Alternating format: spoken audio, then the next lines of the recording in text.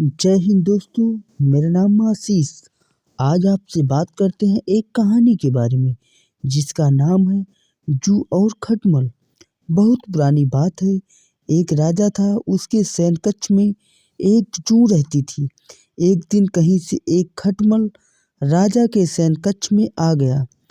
खटमल को देखकर जू को गुस्सा आ गया। जू ने खटमल से कहा, अरे खटमल, तू यहाँ कहाँ से आ गया? अगर तुझे कोई देख लेगा तो तेरे साथ मैं भी मारी जाऊंगी। जू की बात सुनकर खटमल बोला, अरे जू, तेरा और मेरा काम एक ही है। हम दोनों ही इंसानों का खून पीकर अपना जीवन यापन करते हैं। तू जिस तरह मेरा अपमान कर रही है, इस तरह तो कोई किसी दुष्ट व्यक्ति का भी नहीं करता।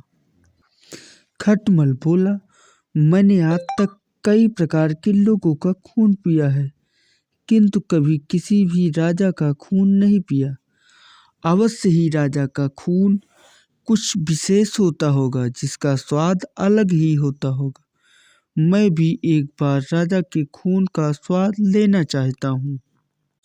जू बोली, सुन खटमल, जब राजा सो जाता है मैं तभी उसका खून पीता हूँ। अगर तूने मुझसे पहले राजा का खून पिया तो राजा जाग जाएगा और हम दोनों ही मारे जाएंगे। खटमल बोला, अरे जू, तू निश्चित रहो, जब राजा सो जाएगा मैं तभी उसका खून पीऊंगा। जू को खटमल की बातों पर विश्वास नहीं था, इसलिए जू ने खटमल से कहा, तुम कसम खाओ कि मेरे रक्तपान करने के बाद ही तुम राजा का खून पियोगे और कल तुम यहाँ से चले जाओगे। जू के इस प्रकार जिद करने से खटमल ने जू की सभी बातों में हामी भर दी थी। रात में राजा अपने शयन कक्ष में आया और दीपक बुझाकर सो गया, किंतु उसे नींद नहीं लगी थी।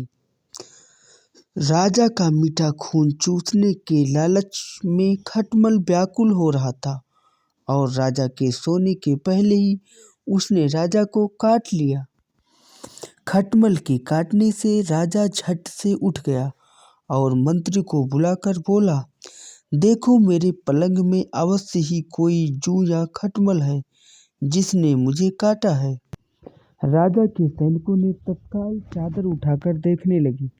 खटमल अपने स्वभाववश पलंग के पायों के जोड़ में जाकर छुप गया, किंतु जू चादर में ही छुपी रही।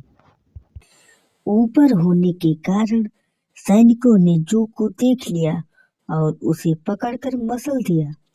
खटमल पायों के जोड़ में छुपा होने के कारण सुरक्षित बच गया, किंतु बेचारी जू मारी गई। जू और खटमल की कहानी से हमें ये शिक्षा मिलती है कि विरोधी प्रवृत्ति के व्यक्ति को कभी आश्रय नहीं देना चाहिए और ना ही उनकी बातों पर विश्वास करना चाहिए।